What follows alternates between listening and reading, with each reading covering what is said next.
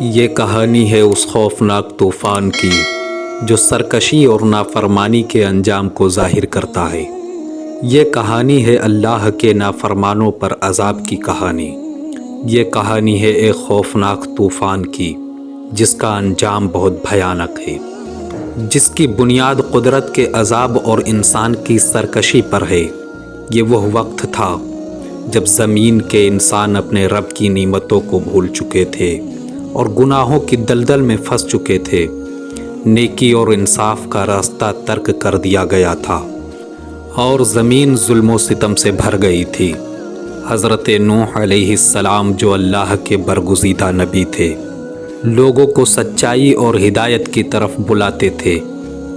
وہ دن رات انہیں سمجھاتے، اللہ کی وحدانیت اور عذاب سے خبردار کرتے، مگر لوگ ان کی باتوں کو مذاق سمجھتے اور کہتے، اے نوح، یہ طوفان اور عذاب کی باتیں تو ہمیں کہانیوں جیسی لگتی ہیں، کہاں ہے وہ عذاب جس کی تم خبر دیتے ہو؟ حضرت نوح علیہ السلام صبر و تحمل سے ان کی باتیں سنتے اور فرماتے، میں تمہیں صرف وہی پیغام پہنچا رہا ہوں جو اللہ نے مجھے دیا ہے۔ یہ دنیا عارضی ہے اور اللہ کے احکام کو نظر انداز کرنے والے انجام بد سے دوچار ہوں گے۔ ایک دن اللہ تعالیٰ کی طرف سے حکم آیا کہ زمین پر ایک عظیم طوفان آنے والا ہے جو ان تمام سرکشوں کو نیست و نابود کر دے گا۔ اللہ نے حضرت نوح علیہ السلام کو ایک کشتی بنانے کا حکم دیا جو اس طوفان سے بچاؤ کا واحد ذریعہ تھی۔ حضرت نوح علیہ السلام نے اپنے پیروکاروں کے ساتھ مل کر کشتی بنانی شروع کی، جبکہ باقی لوگ ہنستے اور کہتے، نوح پاگل ہو گئے ہیں، خشکی پر کشتی بنا رہے ہیں۔ جب کشتی مکمل ہو گئی تو اللہ نے فرمایا کہ تمام مومنوں اور ہر جانور کا ایک جوڑا کشتی میں سوار کر لو۔ پھر زمین سے پانی ابلنے لگا اور آسمان سے بارش برسنے لگی۔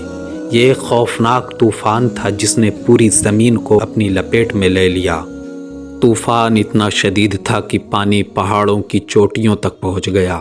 صرف وہی لوگ بچ سکے جو حضرت نوح علیہ السلام کی کشتی میں تھے، باقی تمام قوم غرق ہو گئی، حتیٰ کہ حضرت نوح علیہ السلام کا ایک بیٹا بھی طوفان کے نظر ہو گیا کیونکہ اس نے ایمان نہیں لایا تھا۔ حضرت نوح علیہ السلام نے اپنے بیٹے کے لیے دعا کی، مگر اللہ نے فرمایا، اے نوح، وہ تمہارے گھر والوں میں سے نہیں، وہ بدعملی کرنے والوں میں سے ہے۔ اللہ تعالیٰ نے طوفان کو روک دیا، پانی زمین میں جذب ہو گیا اور کشتی جودی پہاڑ پر ٹھہر گئی۔ حضرت نوح علیہ السلام اور ان کے ساتھیوں نے اللہ کا شکر ادا کیا اور ایک نئی زندگی کا آغاز کیا۔ حضرت نوح علیہ السلام کا واقعہ ہمیں یہ سبق دیتا ہے کہ اللہ کے پیغام کو نظر انداز کرنا انسان کے لیے تباہی کا باعث بن سکتا ہے۔ اللہ کی رحمت ان لوگوں کے لیے ہے جو ایمان لاتے اور اس کے احکامات پر عمل کرتے ہیں۔ اس کے علاوہ یہ قصہ صبر، استقامت اور اللہ پر توکل کی اہمیت کو بھی اجاگر کرتا ہے۔ اللہ تعالی ہم سبوں کو اپنے فرما برداروں میں شامل فرمائے، آمین۔ انہی لفظوں کے ساتھ میں اجازت چاہوں گا، اس امید کے ساتھ کہ سانسوں نے وفا کی تو اگلی بار ایک اور ویڈیو لے کر آپ کی خدمت میں حاضر ہوں گا۔ تب تک کے لیے خدا حافظ۔ اللہ پاک آپ سب کا حافظ و نگہبان۔